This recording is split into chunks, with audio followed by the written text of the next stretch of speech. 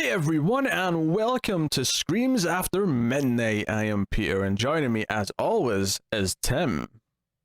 And you can't see it, but I got a chain around my leg. He always does. That's just normal week-to-week progression on Screams After Midnight. But of course, it is the October-thon. This is our horror movie podcast.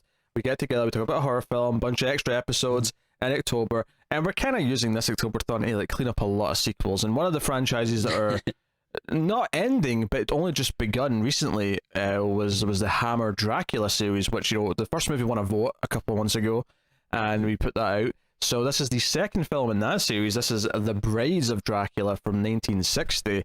So I'll get a bit more context in a second, but we'll start spoiler-free, of course, as we always do. We'll give you a warning before we get to spoilers. This film came out in 1960, as I said. It's directed by Terence Fisher, who directed the first one. And notably, it does not have Dracula in it, despite the title. Now, admittedly, it could just be The Brides of Dracula, and Dracula's never seen. That's fine. However, they're not Dracula's brides. They're this other vampire's brides. So, more on that a little bit later. But so this is the second in the Hammer Dracula series, although notably without Dracula himself. But we're here to talk about this. There's 7 or 8 of them in total, including one of the like a rogue one that Christopher Lee did outside of Hammer, which we'll get to. So, yeah, here we are. So this is as far as the premise of this one goes. We have Van Helsing investigating a small town because of the spread of the vampire disease, the cult of the undead, as he sometimes referred to it as. And we have our other main character of Marianne, who is a French teacher who is moving to this boarding school to teach, well, I think French.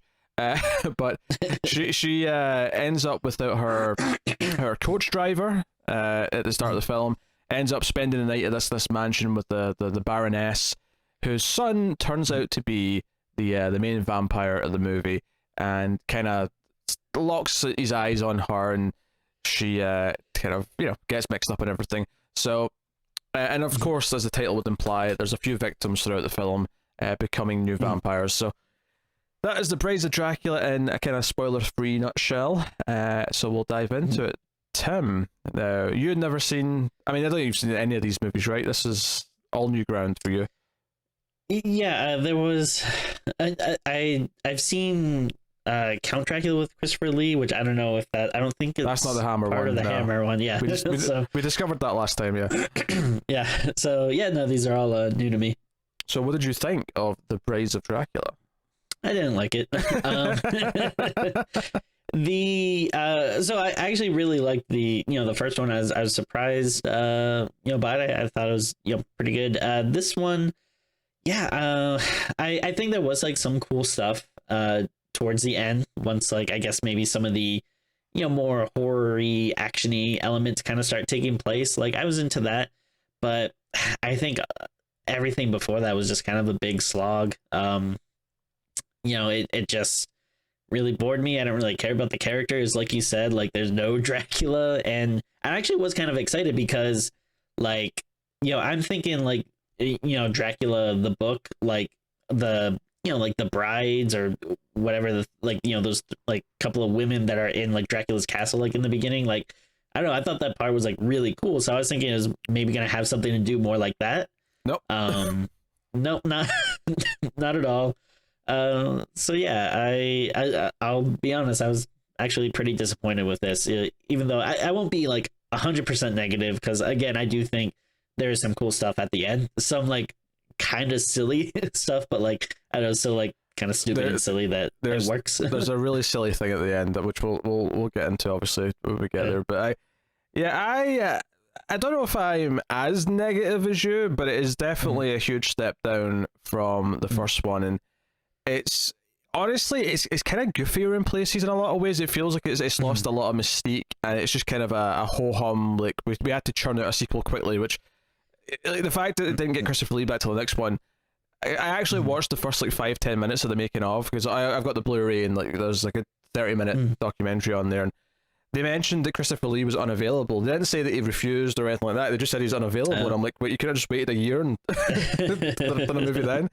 So this was something they churned out quickly because they just wanted to get another one out there because the first one made them a lot of money, presumably.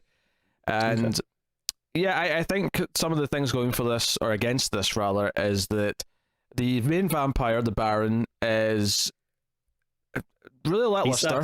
Yeah, he kind of sucks. He's everything that you think of as with a bad kind of theatrical vampire who's just overdoing it. I think the female lead of Marianne, I find her to be really annoying, and I like basically I think it's the writing that's done this. I don't think it's the actor's fault necessarily, but I do. You know what? Yeah.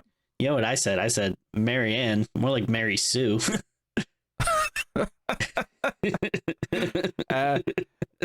Although for the record, given what that phrase is used to describe, that is so inaccurate to this because she is useless in this movie. She's never good at anything. So don't Tim's cracking a joke because Yes, I'm obviously kidding. I'm not that kind of guy. Yeah, but she doesn't do anything in this movie. She is the damsel who needs to be saved. Oh yeah. The entire time. So there's no so it's the opposite thing. It's this no she needs to be stronger than this because she's. But my problem with her is that there's like. For some reason, she has this kind of weird, naive, like questioning expression the entire like every single time like someone says something. There's a whole like backstory section where the Baroness who's invited her to stay at the mansion is talking to her over dinner, and almost every like sentence she says about but my son has to hide away, and she's like, but why, mademoiselle? But why? And she has this like weird, it's like wide-eyed like a child, asking questions. And she's just constantly asking questions in ways that just started to really annoy me because she is nothing but a question machine. And she has no agency. The only thing she chooses to do on her own the entire movie is to kind of help the Baron escape, not knowing that he's a vampire, obviously. And like everything with her, just like I like when Van Helsing eventually showed up because he's not in the first like 20 minutes or whatever. I was like, oh, thank God. Feels longer than that. Yeah, thank God Peter Cushing's finally here. I don't have to listen to this French accent. Just be like, oui, what? What is this? What is wrong with you? Just constant. Yeah, that was a little grating. It's not a very long movie. Like it's like what, like probably like 80 something. 85 minutes. Yeah, but I don't know. It still felt so long to me. Like especially this beginning part, I was just like, everything with her talking to this Baroness, and yeah, like you said, when they're just like, she won't shut up about her son and stuff. I was like, oh my God, I don't like this. Yeah, because there's obviously some intrigue that's sort of setting up that there's something wrong with her going here. The townsfolk, react in a certain way, kind of thing. Yeah, like the opening isn't bad. Like they have this kind of ominous narration, and then she's in this like tavern, and like her coach like runs away and strands her, and once they find out like where she's going, everyone's kind of like, oh yeah, don't go there, you idiot. Well, no, it's not where she's going because the school's a fine destination. It's that she's traveling alone, and I think the impression is that any young woman who travels alone tends to get kidnapped in these parts, or killed. Turns out, and they do get killed, but it's we're on spoilers yet, so I can't say what I was about to say. But I think another thing that I really critiqued in this one as I was watching it is that the bite marks on the victims' necks look like this is some of the worst makeup I have ever seen. Like, they're like, it's just not only are they raised up off the neck in a really obvious way, the color of the edges doesn't even match the skin, so it looks like little blotches of makeup, and it looked really bad. I had a problem with that. I don't think it's a terrible movie though. I think it's just really, it's not the worst. It's really mediocre. It feels like they've just churned out a quick thing because the first one was successful without really having a good story for it.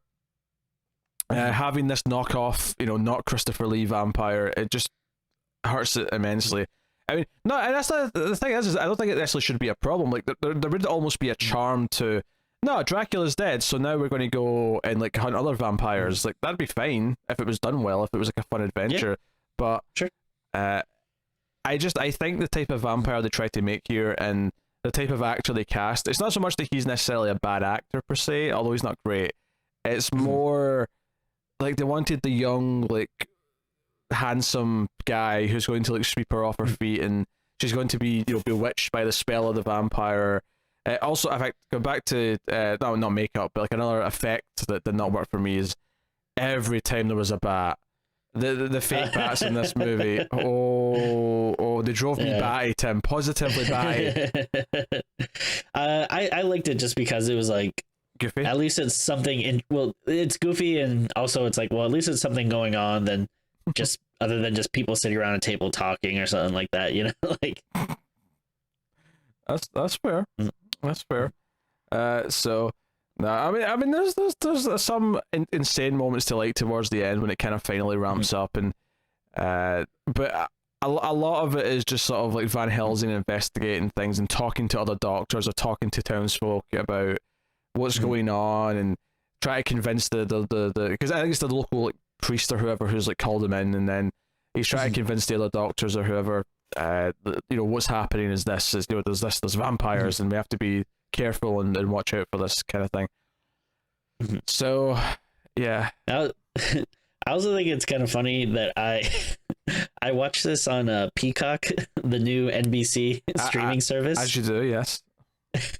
And it's just funny because like everything on, like when you load it up, like everything is trying to get you to watch, like, hey, check out some episodes of 30 Rock or Parks and Rec or SNL or like, you know, Fast and Furious or something. And I'm like, no, I'm just here for Brides of Dracula.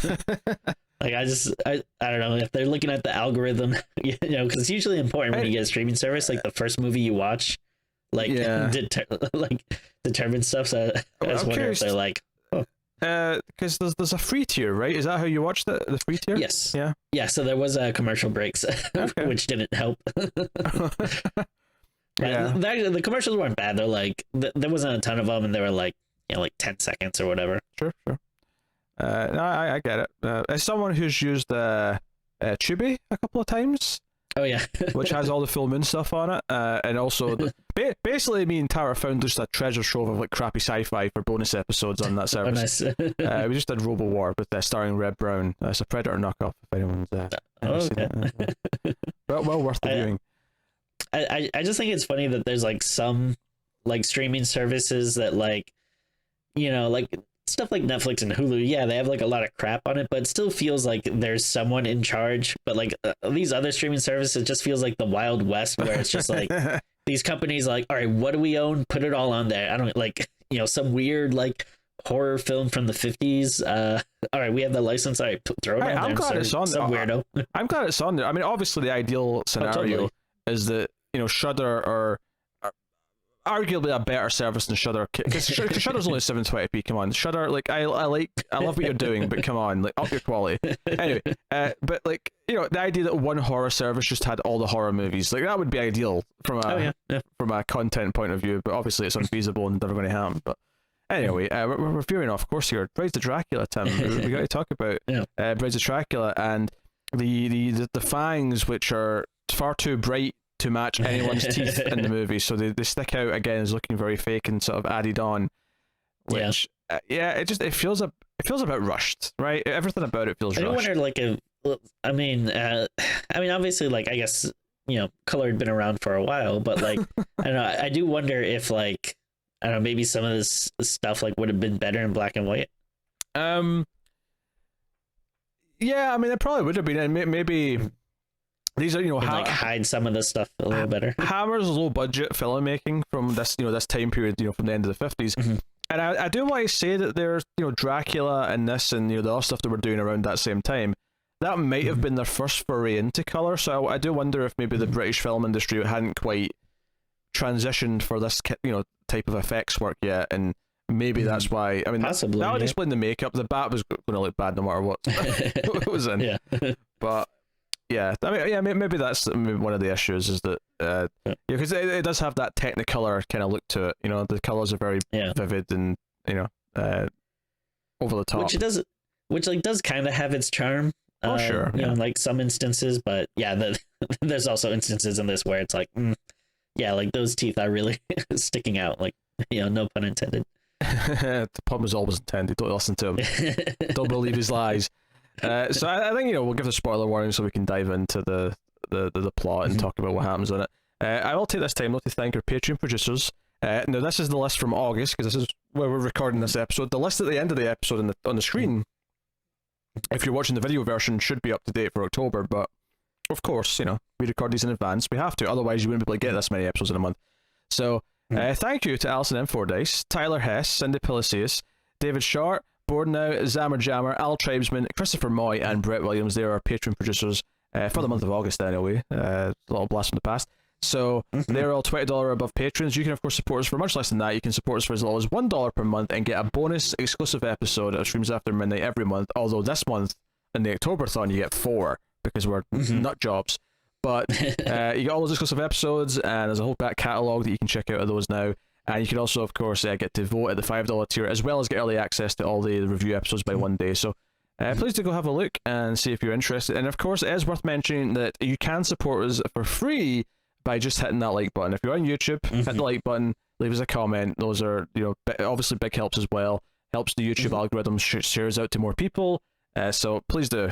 Really important. So that is the shilling in the middle. So full spoilers for The Brides of Dracula. And yeah, I do like the opening quite a bit because Mary Ann's in the coach, and the coachman who's obviously whipping the horses, he like he's going like as fast as he can. Like he's determined to get through this part of the country super fast. He's just he's hell bent. And there's this mysterious figure from the forest who's sort of watching him because he has to stop at one point to like move a log or a tree branch that's fallen into the road. And it's actually kind of left very vague. One of the things that I learned in the documentary is that bizarrely this mysterious character who's watching from the distance and then pays the coachman, presumably to run off without her at the tavern. Presumably he's working for the Baroness because she's luring in a young woman to feed her son. Yeah. What I think is weird, or what's interesting here about this, and it is kind of a weird fact, is that originally he was going to be the like one of the main characters, where he was going to, like, they weren't going to have Van Helsing. He was going to be like the lead vampire hunter. He was going to be like a student of Van Helsing, and somehow the guy in the woods was the guy in the woods who pays off the coachman, who we see like maybe once or twice more after that, just sort of like veering in the background. It's so funny that he went from being your Van Helsing 2.0 to being this character. Yeah, it's just kind of odd. It's interesting. The weird thing about watching a documentary about a Hammer movie is that everyone in it is like a really old British dude, because it's all movies that were made a long time ago, so they're all pretty old now. So hey, no judgments. Everyone has to get old. That's true. Yeah, except for Dracula, I guess. Except for Dracula. So that's what it is. But so you have the whole fear of everyone in the town. We're like, oh my god, you're traveling on your own. Oh, that's terrible. No. You have to go. And the coach leaves immediately. The Strands are there, and then the Baroness comes in. Do you know what was frustrating me during this scene? The Baroness comes in, and before this point, the people who run the tavern have been telling Mary Ann she has to have something to eat, and they bring her out like a tray of food. I think it was I can't even remember what they said it was, but it was a plate of food with some wine and whatever. And then the Baroness comes in and makes up conjures some small talk and says, "Hey, would you like to have some of my wine with me?" And she sits down with her. So I got really annoyed that she came, the food came out, and immediately the woman who works there was, "Oh, you have to go, you don't have time." And then the Baroness comes in, and she doesn't eat any of her food. She goes over to sit with the Baroness, and then basically through the small talk, the Baroness offers her, a place to stay for the night. Hey, I can get you to the school in the morning. You can come stay with me in my house. I would love to have the company. And she agrees, and she goes, "Well, it's settled then. We'll go at once." And they both stand up without ever taking a sip of the wine that they've poured for each other. And all I could think was, why is it every bit of food and drink in this scene presented and then not touched? It was a nitpick. I'm not saying this is a proper complaint. It's just I was obsessing over it. I was looking at it and I was like, "What are you doing?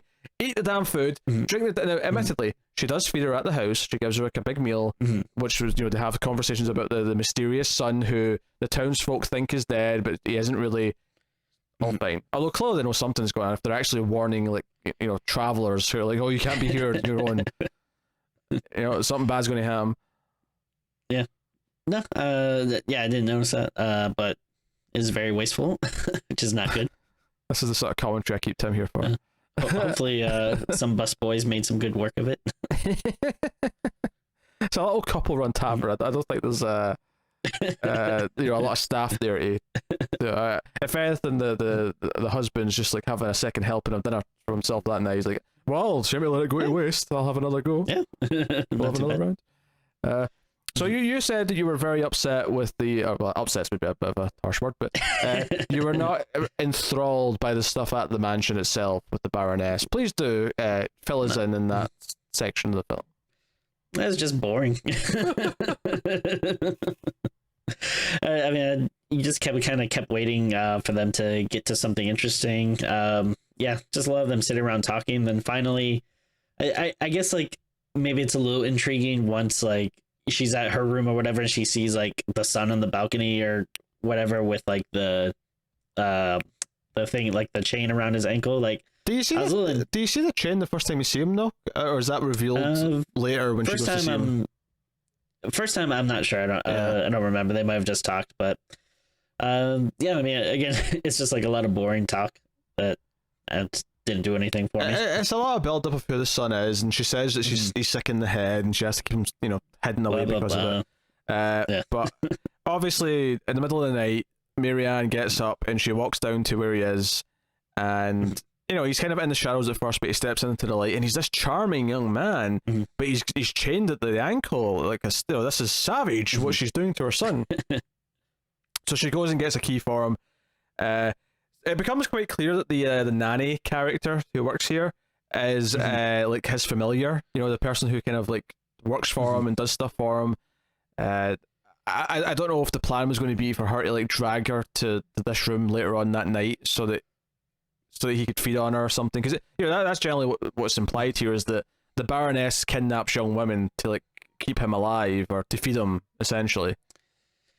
Yeah, so I mean, did they ever explain why like this like simple chain is able to hold him? Like, I don't know. I feel like if you're a vampire, like there's stuff you could do. Transform into a bat, use strength to. I mean, transforming into a bat would definitely get out of the situation. The simple answer is, Tim, that no, they do not in any way explain why this chain is able to hold him. Like, I don't know, like, I mean, it's an interesting idea. Like, yeah, you're in this kind of unfamiliar, like aristocracy's household, and this mother has this weird son who's chained up. Like, that stuff is interesting, but then when you're watching it, like the execution of it is just, I don't know, dull to me. Maybe it's doused in holy water or something. Oh, maybe. Apparently in this movie, like, holy water can just fix everything, so. We'll get to that. Let's not rush ahead. Like, it's a decent enough weapon in Castlevania, but I don't know if it can do some of the things I think it does. Yeah, basically he kills his own mother. Once he gets out, he bites his own mother.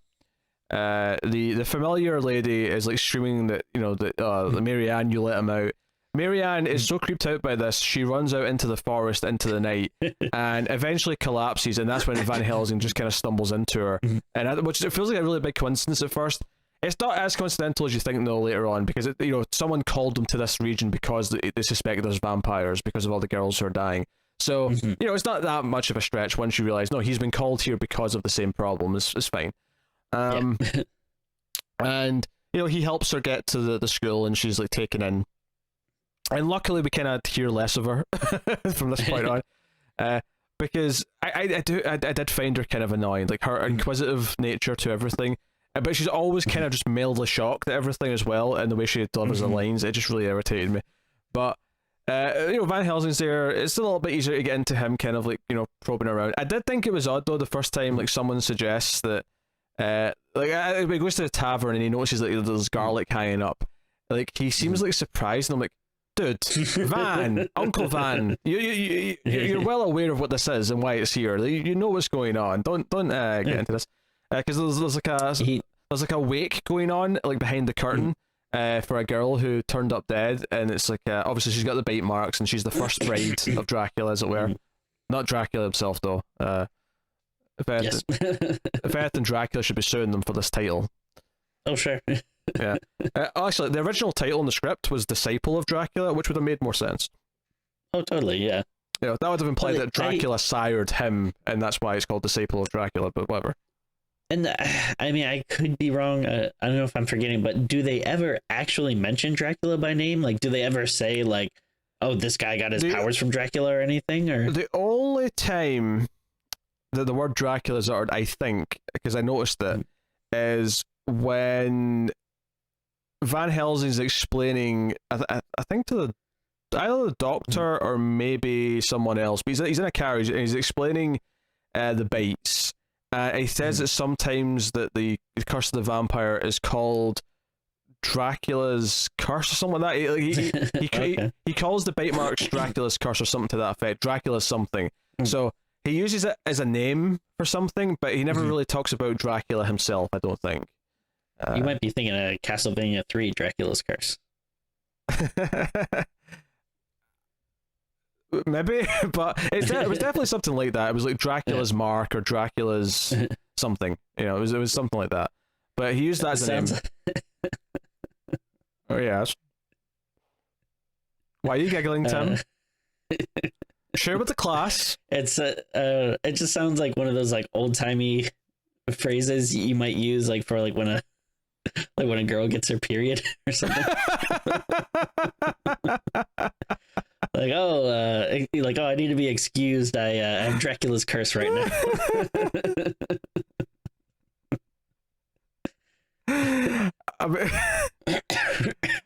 Oh dear. I mean, it's kind of the opposite. It's losing blood rather than sure. You know, taking. Oh, I suppose the victims are still losing blood. I guess. My apologies to any. I don't know if we have any female listeners, but if we do, I apologize. We do, Tim. We talk about it. I'm pretty sure the YouTube analytics tell us that about 38% of our audience are ladies. So how does YouTube know that? That's weird. It goes out into the park and looks up all the skirts, obviously. Oh okay. Oh, good. Hey, anytime I can drop a quality Jurassic Park reference, I'll take my chance. So yeah, that's so that's part of the movie. Like, you know, they bury the woman who died. She does get up. I thought Van Helsing came across as a little bit useless in this scene where she gets up, where he seems to be shocked that things are happening, and just he runs in and kind of fails to really stop anything. So the woman gets away. You know, the newly born vampire gets away. It's like he needed to be reminded of like everything that happened in the last movie. Like he needed to play back that like recording that he made on his big weird like ancient recording device, big gramophone thing. And then, you know, the second bride, as it were, is actually another teacher at the school who is talking heavily with Marianne at one point. She sort of introduces her around and stuff like that. Because halfway through the movie, the Baron shows up at the school, and you know, under the guise of like bringing Marianne all of her stuff, and they kind of hit it off. And basically, the guy who runs the school doesn't like any of the teachers to have like, you know, people over. I think he calls them what does he call them? I don't know. It wasn't guests. It was something else. Followers, I think, was the phrase. This guy's actually he's actually ahead of his time. He's if he was alive today, he'd be a big Twitter guy. But unfortunately, there's no Twitter. Oh sure. He's going around talking about likes and followers and the weird one is when he says, "Oh, someone retweeted that," which in a late 19th century concept. I don't know what that means, but it took me out of the movie for a bit. Yeah, he's like, "Hey, how about you come over and I'll give you a bit of a tweet." And his wife's like, "What are you saying, Reginald? What are you saying? Speak English, my man." But basically, when he comes into the room, first of all, when he realizes who this is the Baron, he's like, "Oh, Baron, I do apologize." But also, like, she immediately says, "Oh, we've just agreed to be married." I'm like, whoa, first of all, this was one conversation and you're now engaged. I mean, okay, I get that he has like a hypnosis eyes, you know, because they kind of like talk about that later in the movie. But first, so that's first of all. Secondly, and again, the hypnosis eyes might explain this, but she did flee the mansion for her life because she felt that something dangerous was going on, and she doesn't even bring it up with them. She doesn't even mention, "Oh, that was a weird night. A lot of stuff happened." You know, you wouldn't think she fled for her life and ran through the forest. I'm just, you know, something.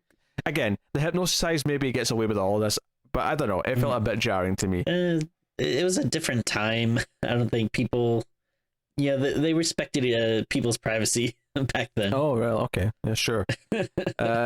So it is what it is, but yeah. So there's a scene afterwards though where she's engaged, and her friend who works there is like, "Damn, he's so handsome. I wish it was me."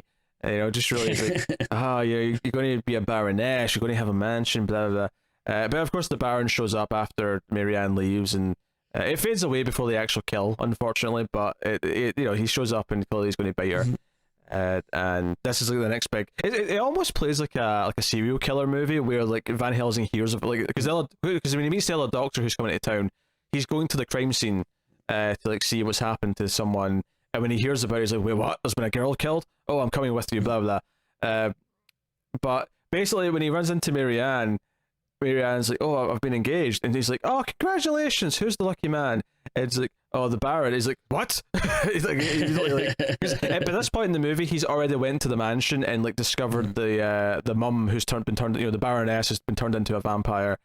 And he's at to stake her. Which, by the way, why is it in these old vampire movies, is the location of the heart such a hard concept to grasp? He stakes her in the goddamn stomach. Yeah,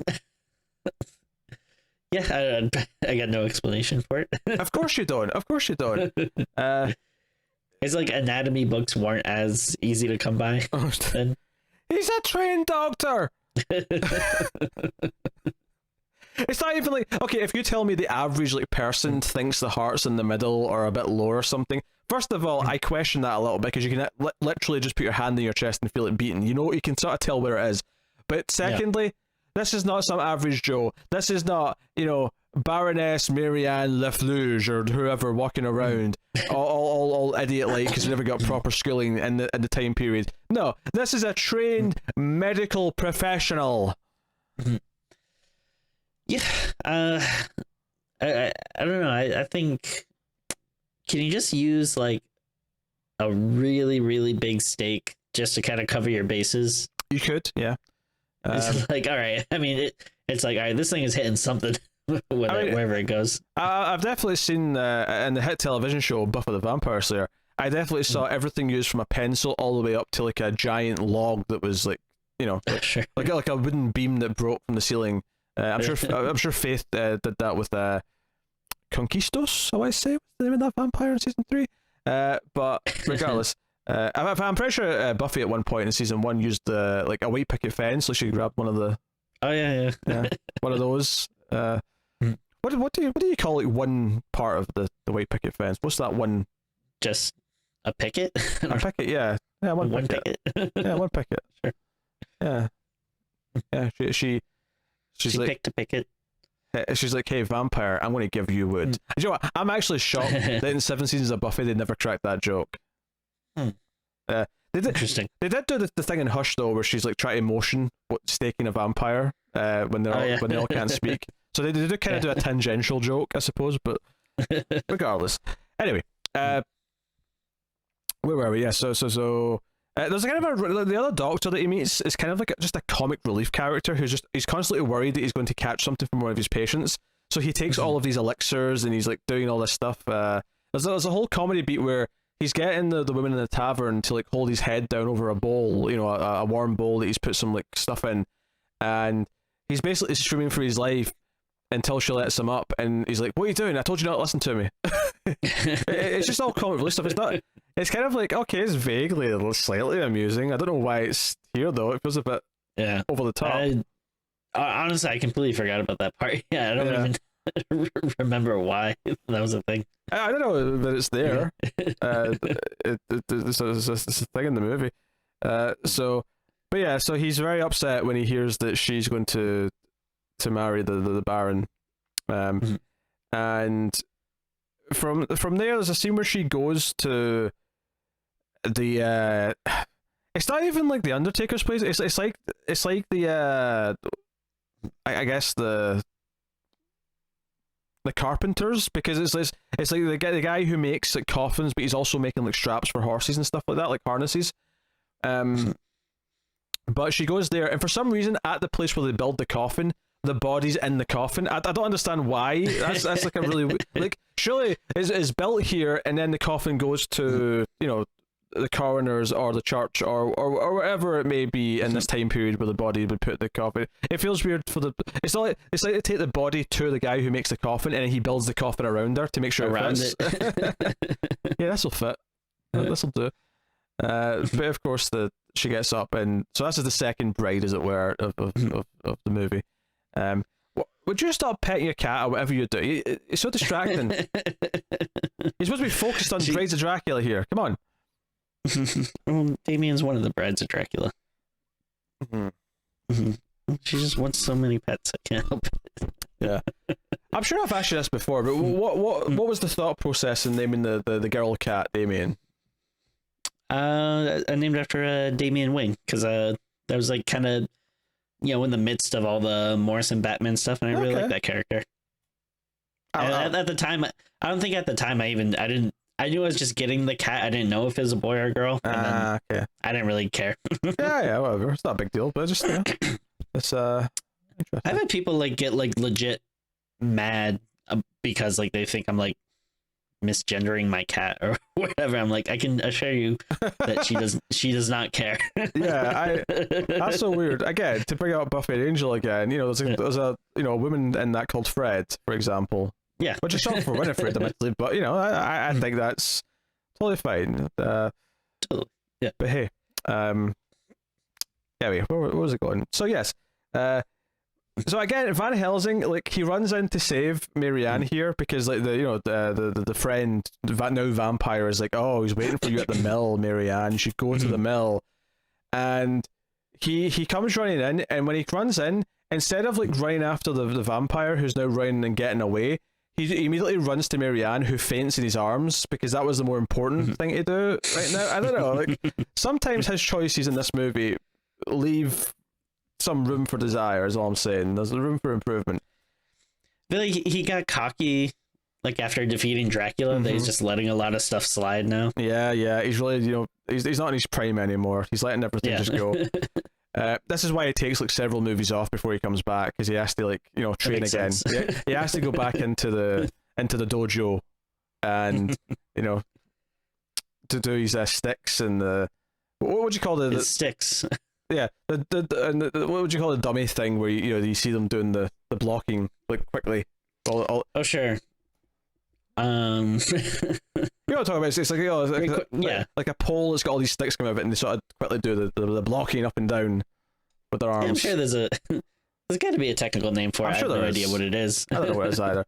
But Peter Cushing, Van Helsing's in a dojo doing that after this movie. I guarantee it. Of course.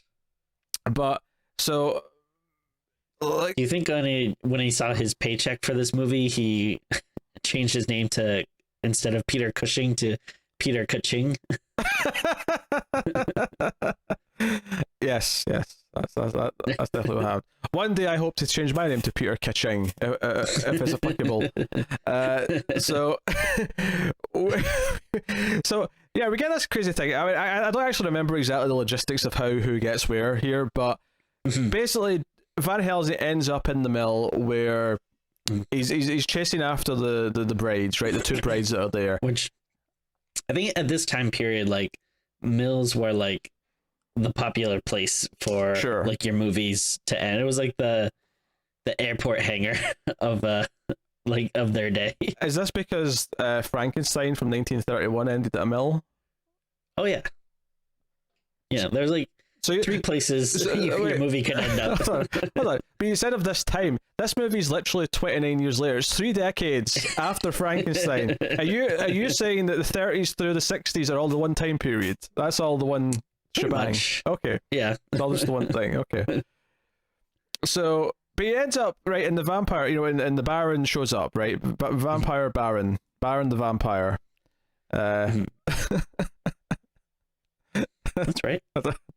Right, so he shows up, and I'll give it credit. I was actually a little bit shocked in this scene because Van Helsing just outright loses, and the Baron bites him. So when the Baron bit into him, I thought, oh, I didn't see that coming. And I know he's in future movies, so I was thinking, and even though I've seen this before and I just forgotten it all because it's honestly pretty forgettable. I was thinking, like, is he a vampire when he comes back in the later movies? Like, is that what happens here? And then the movie pulls out of its ass something that it never explains. It just so apparently heating up or he's got like a, what do we call it, like a furnace, right? It's like a I guess like kind of like a welder's like a furnace or whatever. Yeah, and I don't know if it was like the same kind of thing like you use to like when you like brand cattle or whatever. Sure. But I guess like kind of like the same concept, like you're taking I don't know, some type of metal device and then heating it up and so he heats up. He's got a cross, right? He's got a cross that he's been using to fend off the vampires, and he drops that right before the Baron shows up, which is why he loses. He heats up an iron, right? And I mean, I say an iron. I don't mean like an iron you eat iron clothes with. I mean just like an iron rod, and he presses it against his wound to cauterize the vampire bite. Like a total badass, right? He obviously can't touch it with his bare hands. He's got like a scarf wrapped around it so he can hold it, and then he puts it against his own neck. He immediately like winces in pain and drops it, and then afterwards he pours holy water over his wound. And for some reason, so if you were going to tell me that if he did this right away, it somehow stops the spread of the vampire virus, okay, I've never seen that before, but I'll accept. If that's what you're telling me the rules are in this world, I'll accept it. But that's not what just happens though. His wounds disappear like he's Wolverine. The two bite marks, the two fang bite marks, just fade away, and his skin is perfectly healed, as if he's a goddamn mutant. That's holy water for you. What? But, it's so strange. I don't think I've ever seen this like done. Like in any other type of movie before. Like it makes sense. Like in a zombie movie, I feel like sometimes someone gets bit and then they'll like chop off their arm or something to like slow the spread of infection. But I feel like with a vampire, it's like, well, I mean, he's already in there. Like he's sank his fangs into you. Like whatever's being transferred from him to you, I don't think it's going away just because you like cauterize the wounds. But I mean, I guess cauterized? Oh yeah, like, you mean cauterized? Cauterized, whatever. Same thing. I mean, he kind of used a cauldron, I suppose. If we're going with that. Excuse me. But like if anything, like it seems like it would make more sense to put the holy water on first to like kind of clear the infection and then like heat it up. I don't know. Wait, are you saying his holy water is alcoholic? It's good for maybe. I don't know. I don't know what gets me though is that he rolls up his sleeve, he's taking off his jacket, and he's like, "I'm going to do this, and it's going to hurt," and he does it. I'm like, this is like a scene out of a Rambo movie where he's like, it is. Yeah, it is badass. Like I do like it. It is just kind of out of nowhere. Yeah, like the actual logic behind it and the explanation, which is, well, the lack of explanation, I should say, is just so like batshit and just like nothing that it's kind of like a weird cheap thing. But at the same time, at this point, I was just into how insane the scene was that I was kind of. Oh yeah.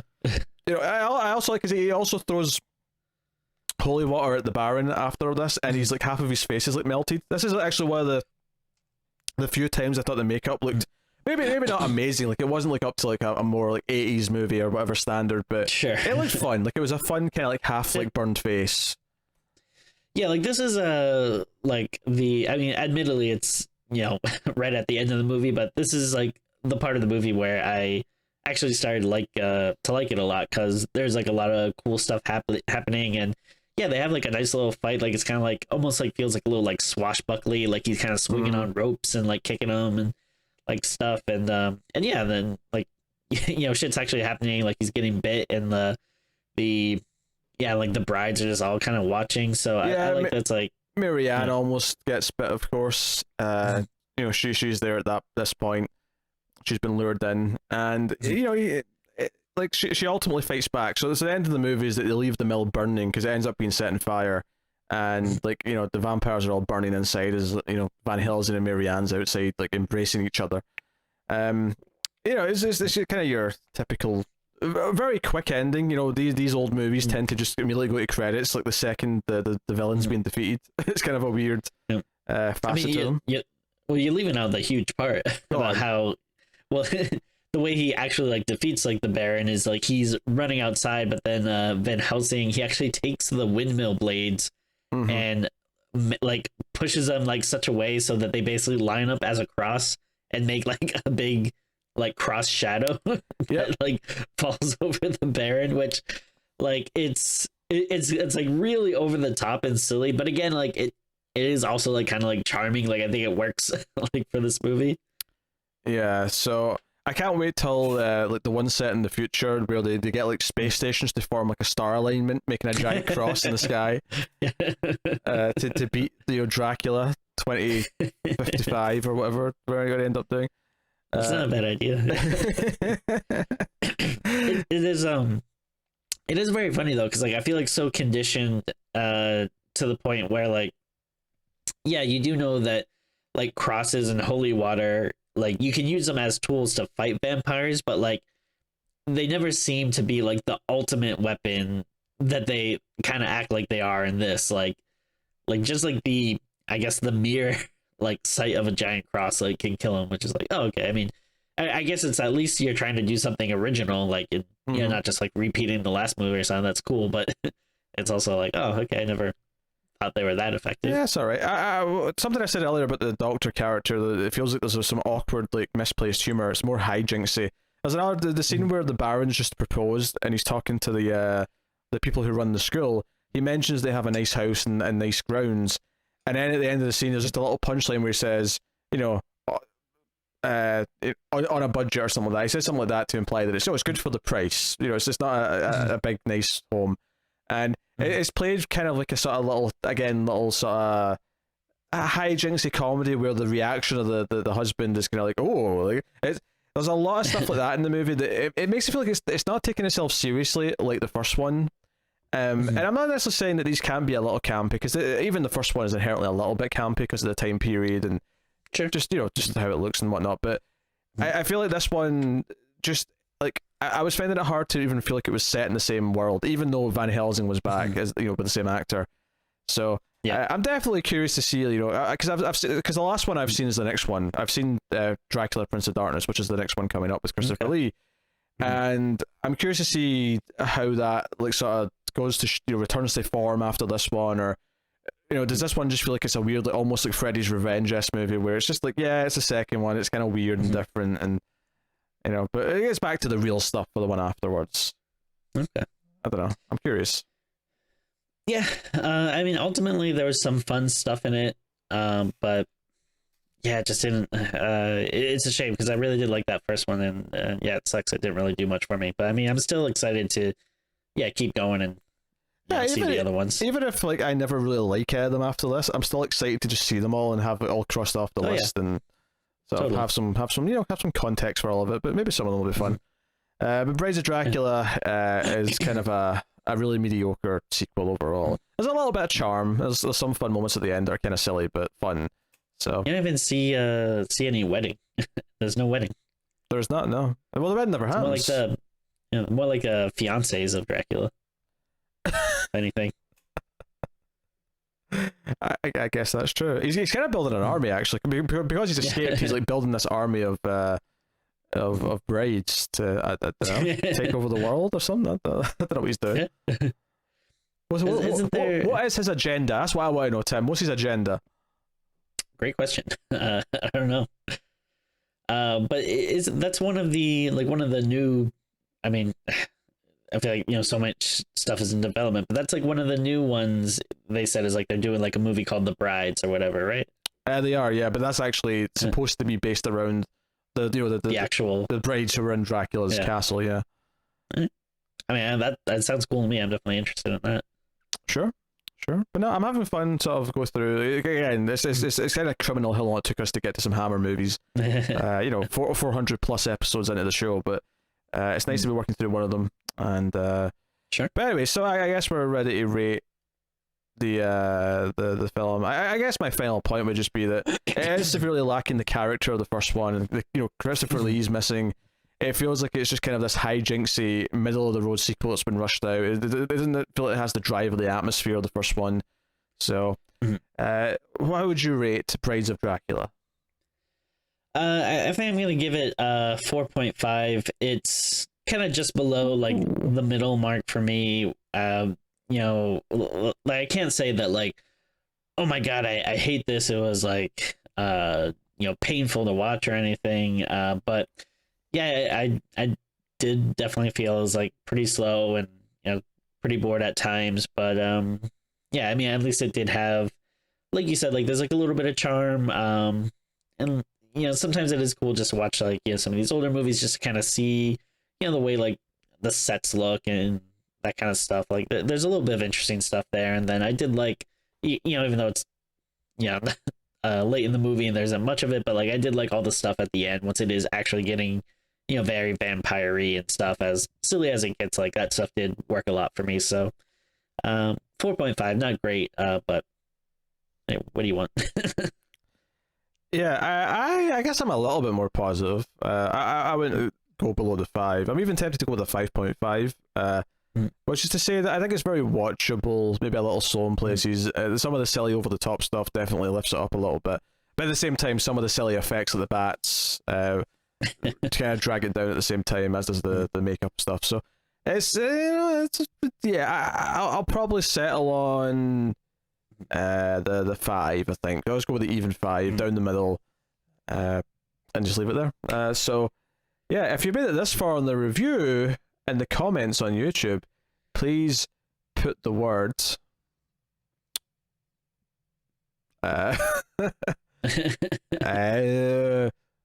blood sucking. Okay. Right?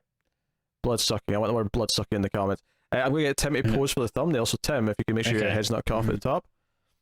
3, 2, 1, pose! That's what you did for the first one. Actually, no, that's not true. You also had your hands up, so I guess it's a little bit different. All right, fine. I'll let it go. So it's like the it's not as good as the first one. But all right. I'll let you away with it. But you better have something different for the third one, though. I'll tell you right now. Already planning on it. Yeah. So as we mentioned earlier, please do like and all that stuff on the YouTubes. It's really important. Helps us out a lot, as does Patreon, of course. Patreon.com/MailFuzzTV for bonuses and all that kind of thing. Get us on the Twitter at mailed_fuzz. Actually, well, you can get us on mailed_fuzz for channel updates, but you can also get us at Screams Midnight for more specific Screams updates, some random memes and stupid jokes from me and Tim. Tim especially gets kind of wacky on there. So that's at Streams Midnight. It's true. It is the Octoberthon, of course, a lot of extra episodes. There will definitely be a Streams After Midnight later in the month, so make sure you check out that. We're recording this a bit in advance, so we have no idea what we're doing for it right now, but I'm sure it's something fun. So do go check out that. Otherwise, that's pretty much us. Just make sure you're checking out all the other episodes we're putting out this month. Check out the sister show, the Atomic Cinema Experiment, the sci-fi movie podcast that I do with Tara. We've got a theme month right now. We're doing all 70s movies this month. Obviously, just a regular slate of episodes, not the ridiculous amount that me and Tim are doing for the month, but something, some counter programming, as it were. So go have a look see. But that is us. So thank you once again for watching or listening. We always appreciate it. Keep watching scary movies, guys, and we will see you next time.